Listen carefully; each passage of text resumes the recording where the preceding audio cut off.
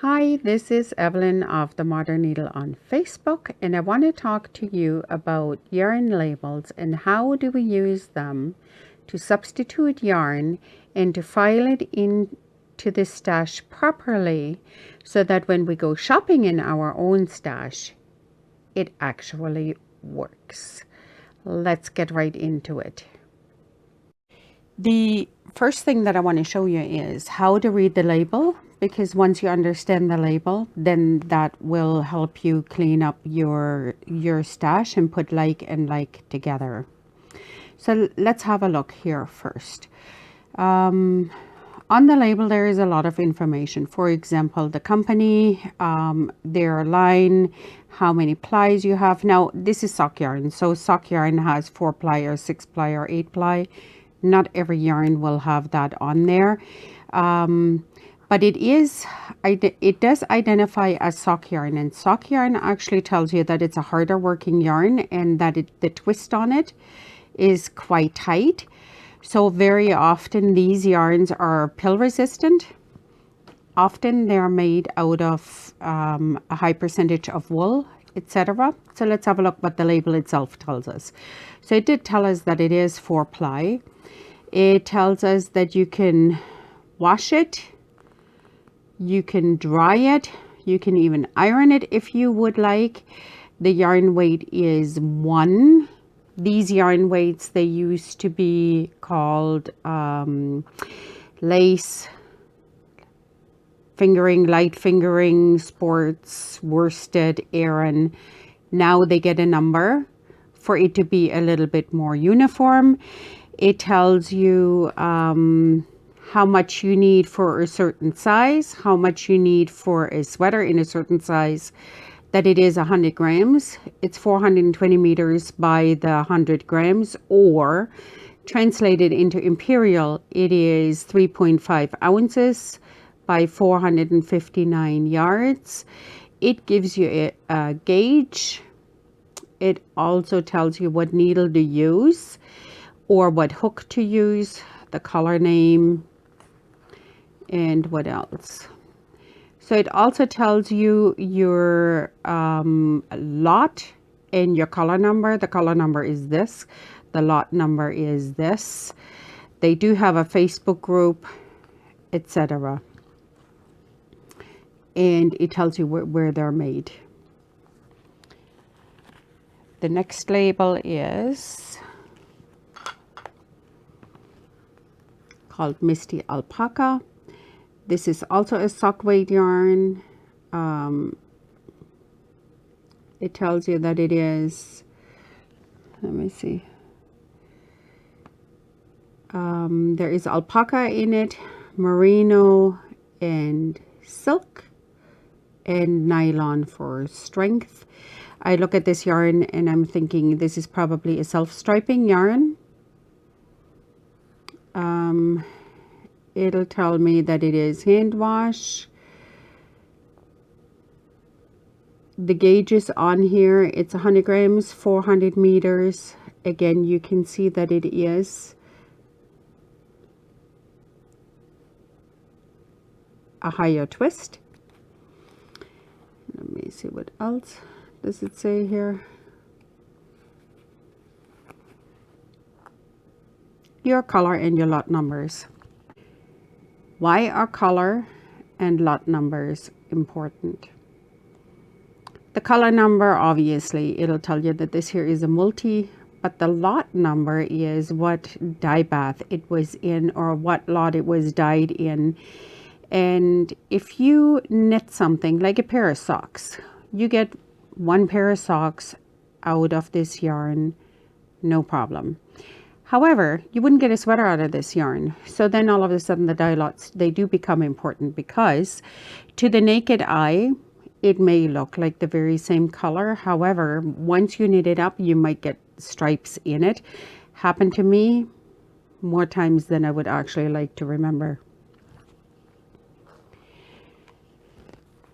This here is another yarn. It tells me that it is a number 2, which is also a fingering, 80 acrylic, 10 mohair, 10 polyamide. It's 380 yards by 85 grams, or the yards and the ounces usually go together, and the grams and the ounces go together.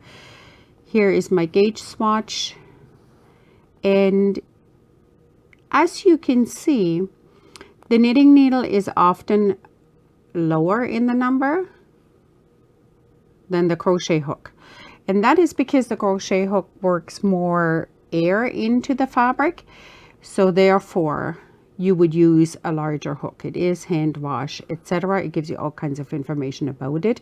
It tells you that I had bought it on sale at one point.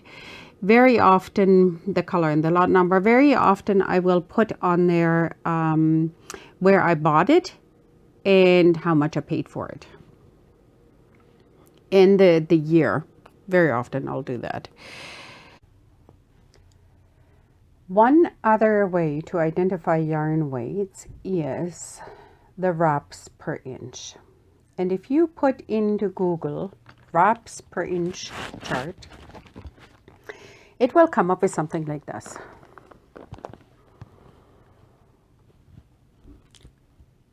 Remember earlier I had said that there are yarn weights number 1, number 2, number 3, number 4, etc. And they used to be lace, baby, sport, DK, and you can read it here. There are other charts available. There are many there that you can have a look. So you can print them out and leave them in your room or in your yarn room or on one of your cubicles or whatever, or you can just look it up as you need it.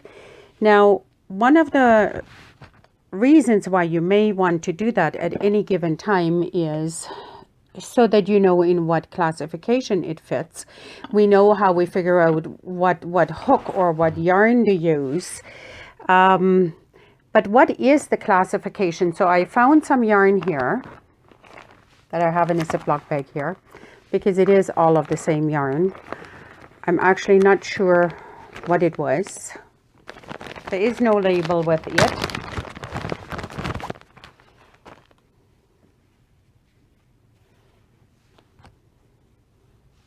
And let's have a look.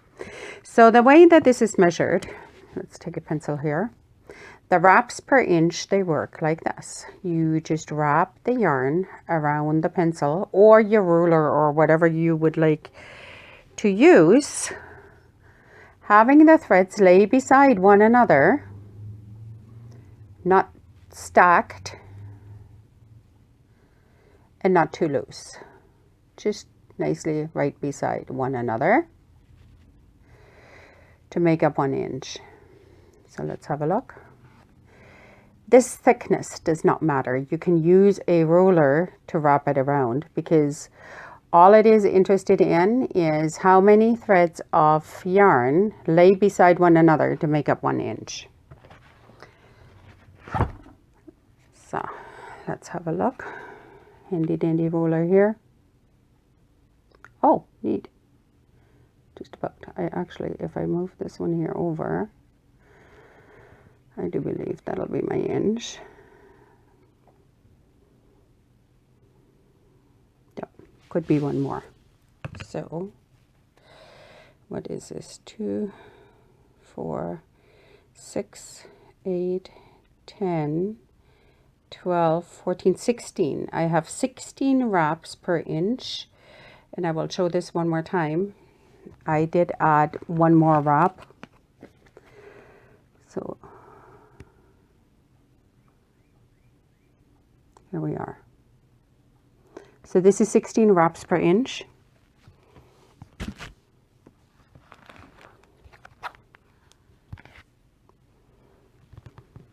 And as per my handy dandy guide, I have 16 wraps per inch. This is 14 to 18 wraps per inch, so it will be a number 2. Now, when I originally looked at it, I thought that maybe it was a number 3, but it is obviously not, but it's just off a little bit. So when you substitute yarns, or when you want to substitute yarns, one of the things that you may want to look at is, sometimes you think, oh, this yarn is a bit thinner than a number 4, or it's a bit thicker for a number 4 or whatever, and that is because it's either on this side of the inch or on that side of the wraps per inch.